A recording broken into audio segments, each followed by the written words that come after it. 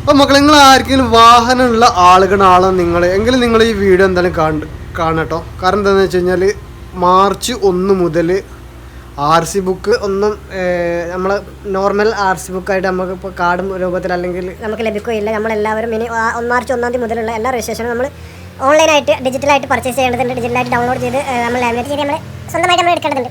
അതുപോലെ തന്നെയാണ് മാർച്ച് 1 മുമ്പായിട്ടുകൊണ്ട് നമ്മുടെ വാഹനത്തിൻ്റെ RC ബുക്കിൽ നമ്മുടെ മൊബൈൽ നമ്പർ ഉപയോഗിക്കുന്ന ആധാർ കാർഡ് നമ്മൾ കൊടുത്ത ലിങ്ക് ചെയ്ത നമ്പർ ആ നമ്പർ തന്നെ RC ബുക്കിൽ ലിങ്ക് ചെയ്യേണ്ടതുണ്ട്. ഈ കാര്യം നിങ്ങൾ ശ്രദ്ധിക്കണം. ഏതെങ്കിലും കാരണവശാലും ആധാർ കാർഡ് കൊടുത്ത നമ്പർ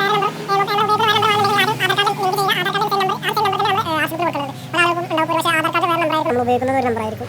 അതേമാതിരി RC ബുക്കിൽ വേറെ നമ്പറായിരിക്കും, നമ്മൾ ഉപയോഗിക്കുന്നത് വേറെ നമ്പറായിരിക്കും. അപ്പോൾ ഇത്തരത്തിൽ ഒരുപാട് നമ്പറുകളൊക്കെ ഉപയോഗിക്കുന്ന ആളുകളാണെങ്കിൽ അത് ഏതെങ്കിലും ഒരു നമ്പർ പെർമനൻ്റ് ആയിട്ട് എല്ലായിടത്തും ഒരു നമ്പർ മാത്രം കൊടുത്തുകൊണ്ട് നമ്മൾ ആ ഒരു നമ്പർ പെർമനൻ്റ് ആയിട്ട് യൂസ് ചെയ്യാൻ വേണ്ടി ശ്രമിക്കട്ടോ. അപ്പോൾ ഈ ഒരു മാസത്തിൽ ഈ ഒരു ഫെബ്രുവരി ലാസ്റ്റ് ആവുന്നത് കൂടെ നിങ്ങൾ RC ബുക്കിലുള്ള നമ്പർ ഏതാണ് എന്ന് ചെക്ക് ചെയ്ത് ഉറപ്പ് വരുത്തുക. ഇനി നിങ്ങൾക്കത് അറിയില്ല എന്നുണ്ടെങ്കിൽ നിങ്ങൾ ജസ്റ്റ് വീഡിയോൻ്റെ താഴെ കമൻറ്റ് ഇട്ട് കഴിഞ്ഞ് കഴിഞ്ഞാൽ നമുക്ക് അത്തരത്തിലുള്ളൊരു വീഡിയോ ചെയ്യാവുന്നതാണ്. നമുക്ക് തന്നെ ഓൺലൈനായിട്ട് ചെയ്യാൻ കഴിയുന്ന കാര്യങ്ങൾ തന്നെയാണ്. അപ്പോൾ നിങ്ങൾ അറിയാത്ത ആരെങ്കിലും ഉണ്ടെങ്കിൽ ജസ്റ്റ് താഴെ കമൻറ്റായിട്ട് ഇടുക. അപ്പോൾ നമുക്ക് അതിനെക്കുറിച്ചൊരു വീഡിയോ വിശദമായിട്ട് ചെയ്യാം.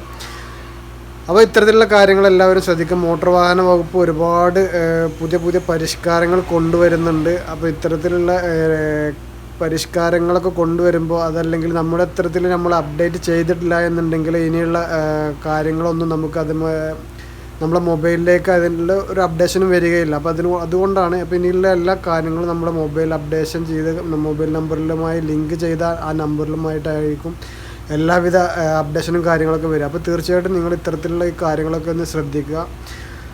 അപ്പോൾ അറിയാത്ത ആരെങ്കിലും ഉണ്ടെങ്കിൽ ജസ്റ്റ് കമൻറ്റ് വീഡിയോ ചെയ്യണമെന്നുണ്ടെങ്കിൽ താഴെ കമൻറ്റായിട്ട് രേഖപ്പെടുത്തുക. അപ്പോൾ നമുക്ക് അതിനെക്കുറിച്ചൊരു വീഡിയോ ചെയ്യാവുന്നതാണ്. Okay thank you.